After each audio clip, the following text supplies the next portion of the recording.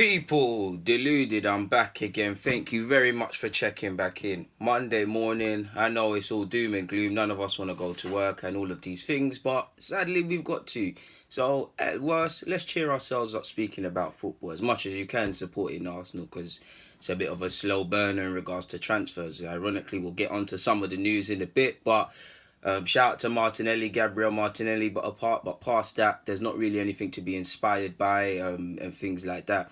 There's still a couple of weeks to go in the market. I'm sure you've got your fingers and everything else crossed, but we can only deal with the facts right now. No one of significance has come in. Martinelli, young G with potential. Let's let him develop. But in terms of immediate improvements or players that can improve us, no one's come into the club, so we might as well start off better yet with Kieran Tierney. Allegedly we've made an offer of 25 million. It's been rejected. Apparently we're going to go again. Apparently they want 25. From what I read from the reports in Scotland and everywhere else on social media, it appears that Celtic want 25 million. I'm not saying it has to all be there, but they want 25 million, like 25 million minimum, and bonuses and all of these things come into it after. It looks like the way we've structured it is 25 million, you might get a couple of bonuses, so it looks like there's some disagreement in regards to that. Would like us to be more aggressive in this front, and get this one over the line. I know he's got his own fitness injuries as well. I know did he have a hernia injury or something like that? I remember seeing Celtic manager a few days ago. He said that it's going to take him a month to get fit. Now, if it's going to take him a month to get fit, he would if he did sign for Arsenal, you'd imagine he'd probably miss the first game of the season against Newcastle. But moving forward, he's someone we can use. Apparently, the lure of the Premier League is something that attracts him, and for me, people, he's someone we just need to get done first and foremost. He's on 25k a week allegedly. Surely Arsenal, we've got issues with our wages, but we can double that or do something decent for him because he will be worth it. What else is there? They want 25 million. Just give them the money, man. Like, just give them the money. Just get over the line. Just get this one done, man. Get him into the club if it is to happen. I actually think Liverpool should go for him, to be fair with you. I saw Klopp's comments about Robertson or competition or backup for Robertson. Imagine the two Scotland internationals going at it. Of course, both of them want to be undisputed first choice, and two players of that potential fighting for one spot could be great, but there could be issues balancing the side and whatnot. So I'm not sure if Liverpool will go for him, but imagine 25 million. Surely it's a matter of time before it alerts other people to the situation. Again, Liverpool, City went and signed the left back already, but maybe these teams scouted Tierney and he wasn't worth it, and I mean they didn't deem him worth it. I'm not saying he's a bad player, and we all know who he is. We've known about him for a while. Maybe other people have passed the buck on him, because you could even say United needed a left back in over the last 2 years or so. I know Shaw's there and whatnot, but for whatever reason, people are not going for him. I want to see this one get over the line and whatnot, but it is what it is. Me and a lot of people have made a big fuss about all our senior officials going off to America. Apparently, Husfarme, the guy that's in charge of the contracts and dotting the I's and crossing the T's and I suppose getting all the legal work sorted, is still in England, stayed behind. So in theory, things can be done across the Atlantic on the phone, and he can go out there and physical and do the business, man. But it is quite alarming, man. I also read some reports on the Daily Mirror that Edu is taking, not by his own accord, he's not really front line in this transfer market in regards to our targets and things like that, which is a worry for me, of course, because it further clouds my mind in terms of the player we're trying to go for, what players we're actually going to bring in, sort of thing. But it's expected. He's joined not late, but relatively late. A nice desire from him to go straight with the people them to America, regardless of transfer fronts. It shows his desire. He could have easily, I know he's not playing, but he could have easily taken a break after being involved behind the back room and whatnot with Brazil. But he's come.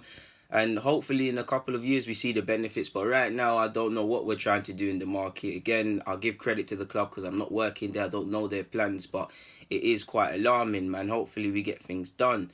Moving on, you've seen apparently Arsenal have a plan to send out Eddie Nketiah. We believe he'd be better off spending the season on loan somewhere than a bit part role.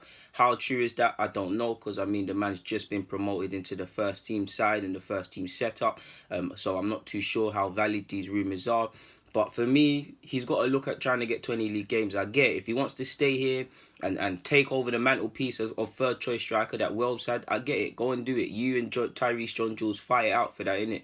Go and get it. If you want to make it here, you want to make it here. That's what you want to do, innit? But for me personally, people, if I'm him, if I'm Emil, if I'm Nelson, if I'm any of these young players that have been promoted, Joe, yeah, it might be great playing 10 games or so for Arsenal, flying about, playing for Arsenal, and you might get 20 minutes here, 10 minutes here and there. But I believe all of them are too good for 23s football, and there's a big chance that when these lot are not selected, they're going to have to keep match fitness via 23s football.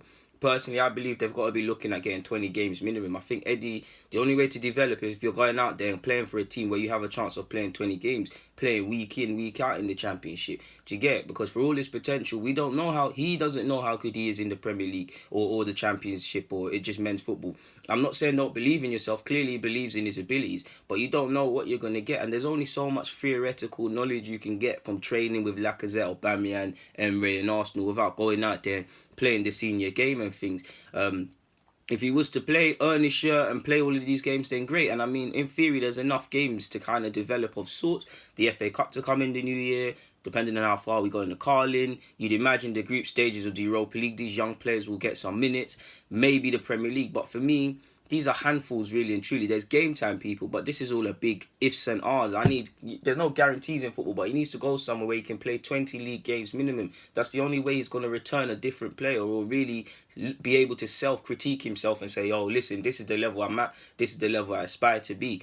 Like, it's not going to, if he's going to play on a regular basis here, and him and Unai Emery have had that conversation, then cool, but I honestly believe he's got to look at going on loan. My bias would be to Germany and things like that, playing in the top league. He was linked with Augsburg, but Bristol City have been linked with him quite a lot now. Their manager has a good track record. I forgot his name, but their manager has a good track record with young players, so he has half a chance if he goes there. To be fair with you, you have more of a chance playing here than at Arsenal, where we need to get top four. There's all these things we need to do in the season and whatnot, as you lot know yourselves. As much as we want young players to get chances, if we're not doing the business, the manager is going to stick with players he feels comfortable with. Where if we're needing to get results, Aubameyang and Lacazette are more likely to give us that than Eddie. I'm not downplaying Eddie's abilities. I'm just looking at it because if I'm him, Emil, and all of these guys, they need to go out there and play 20 league games minimum, and we'll only see how much they've developed a year from now. Not really to keep on harping about the same thing, but Everton Suarez has been linked with us again. Apparently Edu's the one in talks and whatnot, and it's been chief lining that. There's even reports in Brazil that we've sent a doctor to go out and complete the medical. Now, the reliability of the journalist saying that has been questioned. You don't know, a lot of people just want clicks and things. So until it's on Sky Sports or the Yellow Bar, I don't believe it. But I would like Everton. You've seen him in the Copa America. You've seen him Brazilian-based fans for Guillermo. He's a decent wide player. He's someone that clearly, for Arsenal's sake, with the lack of money allegedly, he's someone that wants to leave. Before the Copa America, you heard him talking about joining Man United and the chances of possibly joining Man United. He said he's got an offer from a club already now. Fast forward on since the Copa America's finished, he said he has an offer from a club and he might not be involved in. I believe his team play on Thursday. He might not be involved in that. This seems like someone that really wants to move, that's been talking up his chances of moving to Europe in some capacity from the day that if you pimp yourself out, you're gonna find some pimps, aren't you not, people? Again, I don't know if United were ever interested, but he did name drop them. I don't know if we're interested beyond the fact of the obvious South American ties at Arsenal and at Arsenal currently. But I would take him, and he might be a cost-effective option, man. I know probably looking at him and Malcolm as alternatives to Zaha with the 80 million talk and all of these sort of things. Dani Alves has been linked with us. I don't think I've got anything more to add after this, but Dani Alves has been linked with us. Apparently, Spurs, City and Arsenal have been interested in him. Apparently, he has contract offers. I'm not too sure because would it be financially prudent to give Alves... I'd imagine Alves might not be the highest earner at any of these clubs, but he needs a decent salary. Would it make sense giving... I don't know for free, but Alves, that beyond the fact that you don't know, I'm a big Dani Alves fan, but beyond the fact that he's a good player despite his age, does it make sense to pour them wages into him? Yes, he's 34 and he doesn't look it. You saw him get player of the tournament at Copa America and he's still playing in superb form. but his age, there's always the risk of declining. I know he looks after himself, as I've just said, but there's always the risk of declining. It's not the best it's not the best investment of financial reserves. Of course, you see Alves can play right back, standard backup, not even backup. I'm disrespecting him. Standard competition for this season, at least, with Bellerin able to step into that role. Very good fullback. We all know who Dani Alves is, the best modern day fullback. Lam lovers, leave me alone. He's said on a couple of occasions for years now he'd be open to playing in the Premier League. So maybe he got, my guess, if anyone, he'd go to City. Who knows? Did him and Emery have the best of relations? I'm sure they didn't get on too tough at PSG. I can't remember, but I remember seeing that a couple of years ago in some articles. Again, that's just paper talk, but I don't think that's going to happen. I'm sure most Arsenal fans like myself, we're just hoping Saliba doesn't get robbed by Spurs, because there'll be question marks to answer away from Spurs, just getting the player, negotiating, getting things done, getting things over the line. There's that. I know we're still hoping for Kieran Tierney if he is to come to the club. I know we're still hoping for a winger. We can only deal with the facts right now. Excluding Martinelli, it's the same squad. We're in America right now, midway through pre-season. This time last year, we had a couple of additions. Last year, it looked like there was a clear strategy from the signings brought in.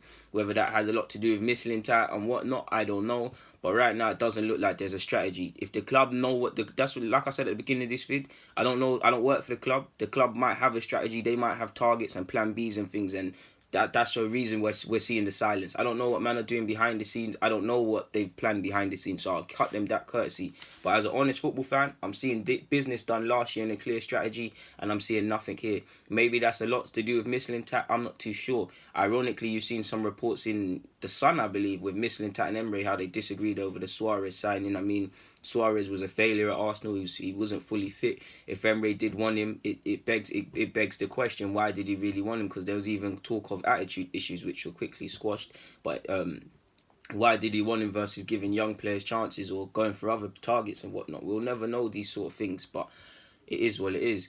On that note, I'm going to keep it moving and get out of here. So people, thank you for watching. Deluded, I'm out. Like I said, have a fantastic morning. Stay safe. I'm out.